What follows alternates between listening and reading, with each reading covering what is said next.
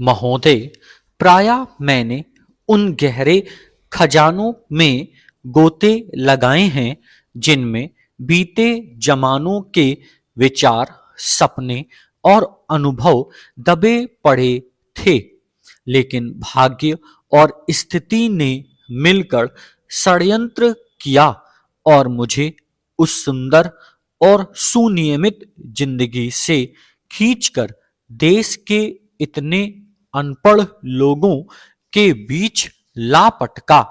मैं बहुत से पुरुषों और स्त्रियों से मिला, उसमें से अधिकांश ने स्कूल और कॉलेज की शकल भी नहीं देखी और न राज्य की तरफ से या निजी तौर पर की गई शिक्षा की व्यवस्था ने ही उन पर कोई प्रभाव डाला। आखिर शिक्षा से बढ़कर आकर्षक और महत्व रखने वाली चीज आज और क्या है?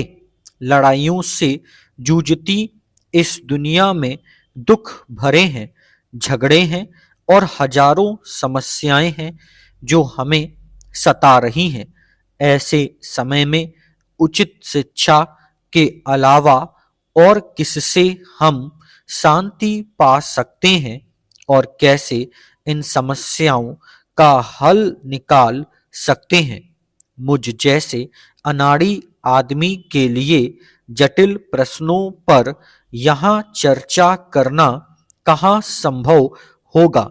ये जटिल प्रश्न तो विशेषज्ञों के लिए हैं, लेकिन विशेषज्ञ के विशेष रूप से चीजों को देखने के तरीके में एक खतरा है।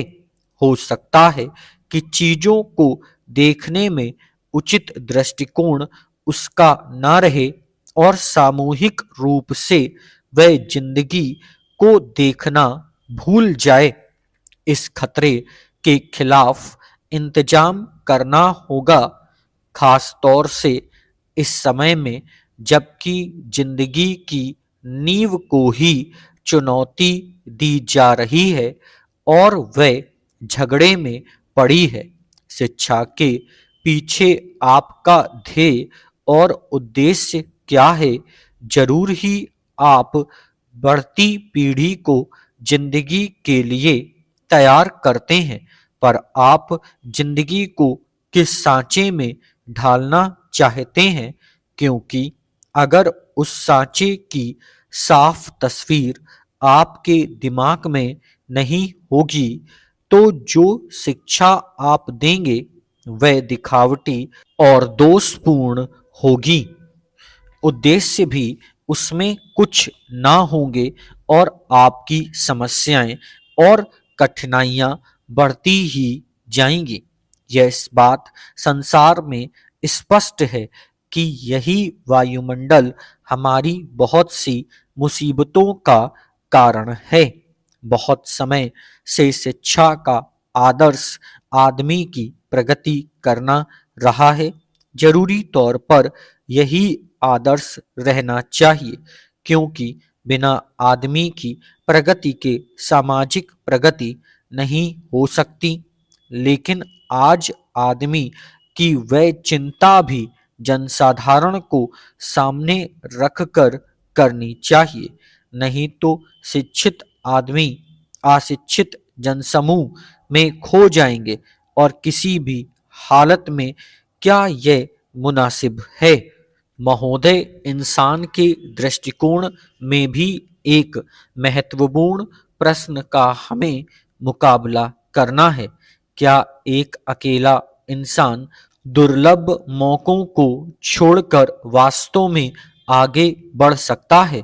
अगर उसके चारों तरफ का वायुमंडल हर समय उसे नीचे खींचता हो, अगर यह वायुमंडल उसके लिए दूषित और हानिकारक है, तो इंसान का उससे लड़ना व्यर्थ होगा और अवश्य ही वह उससे कुचला जाएगा।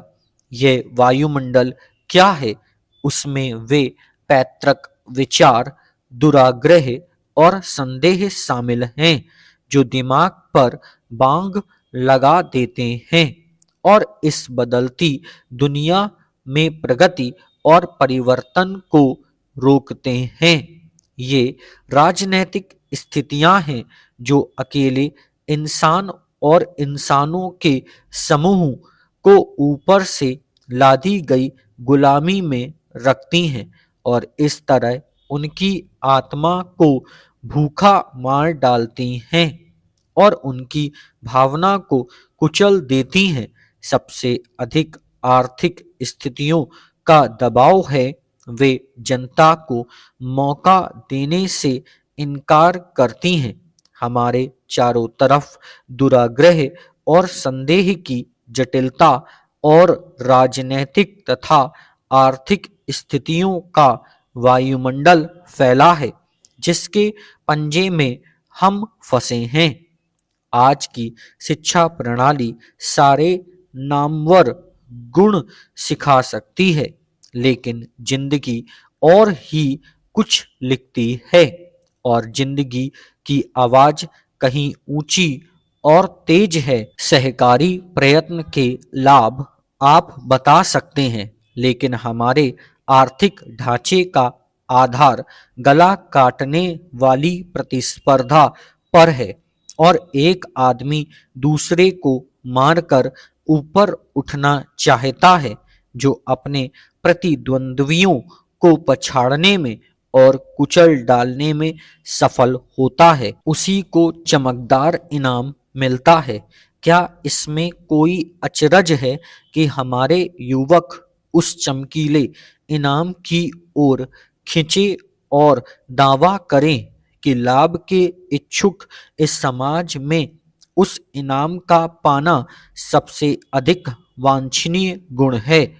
इस देश में हम तो अहिंसा की प्रतिज्ञा से बंधे हैं, फिर भी हिंसा न सिर्फ लड़ते झगड़ते राष्ट्रों के प्रत्यक्ष रूप में ही हमें घेरे हुए है, बल्कि उस सामाजिक ढांचे के रूप में भी वह हमें घेरे हुए है जिसमें कि हम रहते हैं। इस हिंसा भरे वातावरण से सच्ची शांति या अहिंसा उस समय तक कभी भी हासिल नहीं हो सकती जब तक कि हम उस वायुमंडल को ही ना बदल दें। उन आदर्शों के बावजूद जिन्हें हम स्वीकार कर सकते हैं, हमारी शिक्षा प्रणाली इसी वायुमंडल की उपज है। Full stop.